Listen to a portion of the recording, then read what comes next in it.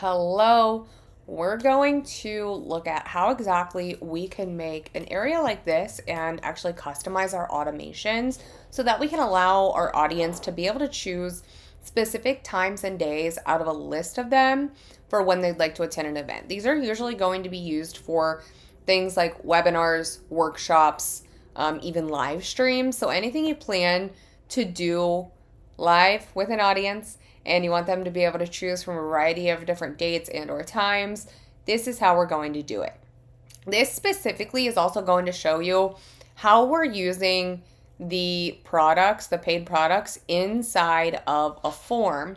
Because if we just use a standard checkout form, it's not going to allow us to have this date and time selector inside of it. So this is going to be a radio button. You can do a drop down. You can do pretty much any of the multi-select options. We like to have radio buttons. So we'll go ahead and just add in your field.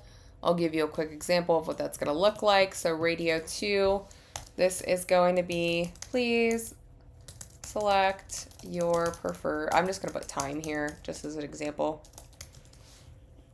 And then come over to options. We'll do 11 a.m. Eastern, 1 p.m. Eastern, or 5 p.m. Eastern. Okay, and then we are going to mark it as required. We want them to have the answer so we know what automation to put them in. Okay, so there's how we're going to create that. You can see we already have it here, so I'm just going to go ahead and get rid of that. Then, because again, this is a paid product. Oh no, my video froze. Hold on. Okay, video froze, but we're fine. Then we're going to go ahead and bring in a product area. Give me 2 seconds to find it. I think it's only, okay, so sell products. That's what you're going to drag into your form. Once you drag that in, it's going to look like this. You can see it's connected, it's in live status, and then it will say sell products to collect payment. We just want to sell a product.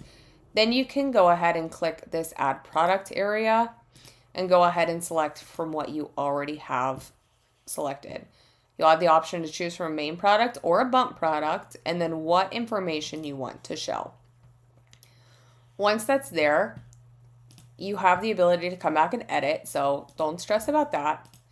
And then you can do different things like enable coupon code. You can kind of adjust the layout of what this looks like. We're good with that one. Product selection, we want this to be single. We only have one option here. So obviously we don't want them to be able to select multiple products. We just want it to be that single option. So 1 second, everything looks pretty good here. We have our button, obviously. So then what we're going to do, that one is required. We're good, we're good. Then we're going to move on to our automation. Give me a second. I'll be right back while I pop over there. One little note before I do that. Make sure you have this required on. Otherwise, they're not going to, they can like submit this form without having to select that. So if it is a paid product, make sure you have this on. And now we're going to go ahead and actually do the automations this time. Okay, so now we're in our automations area. You're going to see that we have 2 separate automations. We have one for Wednesday at 7 p.m., one for Thursday at 10 a.m. So here's what this is going to look like. I recommend you build one completely and then just go ahead and duplicate it and then change out the trigger. So we're going to start with the form submitted. Make sure you title it what it is. We love really good naming conventions around here. So then we're going to select the form is workshop registration. And then you're going to come in here. I'll show you this really quick. We're going to come into our custom fields. And it says, which date would you like to attend? And we want to make sure we're selecting the same date that this automation is for. So reference this piece, reference your title, and we'll go ahead and select Wednesday and save. From there, we're going to select the exact same time and date that we are using for this specific workflow. So we want to set this event start time and then make sure again, you're using the same time and date as we're doing up here and everywhere else so that it's cohesive and everything is correct. From there, we can go ahead and send the confirmation email. You don't have to add any wait steps or anything there. That's just as soon as they register. We went ahead and added a buyer tag, and then we're going to make sure that in our wait step, we have this set for event or appointment time. You can do it as many days, weeks, hours as you want, but it has to be the wait for event appointment time. And then if the timing of this wait step is already in the past, the contact should skip all the outbound communications until the next wait or event start date action. So that one is important. Then we're going to go 2 hours before the workshop, make it the exact same thing. And then we're going to go ahead and send another email. I skipped this, but 1 day before email, 2 hours before email. Okay, go ahead and save. You can add as many of these as you want. Just make sure your wait step always looks like this. And then you can customize, again, months, days, hours, minutes, etc. You can also add SMS in here where those emails are, or do an email and an SMS. Either one of those is fine. Then what we're going to do is just go ahead and duplicate that.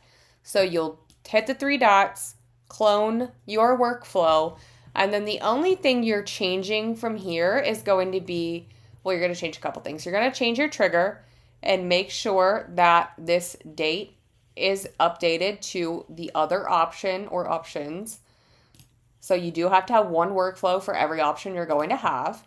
So this one's Thursday at 10 a.m. Then you're going to have to come in and make sure you're changing your event start time. This is very, very important. If this is not updated, it will not fire at the correct time. And then the rest of it can literally stay the same. If you want to, go ahead and check out what your emails and stuff look like. I do also recommend, so Sammy here, she went ahead and said, hey, we're starting at 10 a.m. Eastern sharp. But what you can do as well, instead of doing that, if you want to just reuse the same emails for all the sequences and options you have, you can do something that's kind of like, hey, the workshop is scheduled for, and then we'll go ahead and do the custom values contact. We just type in date. Which date would you like to attend? And that's going to bring in what we set up inside of the form. So it's going to show like Thursday. I literally can't even remember.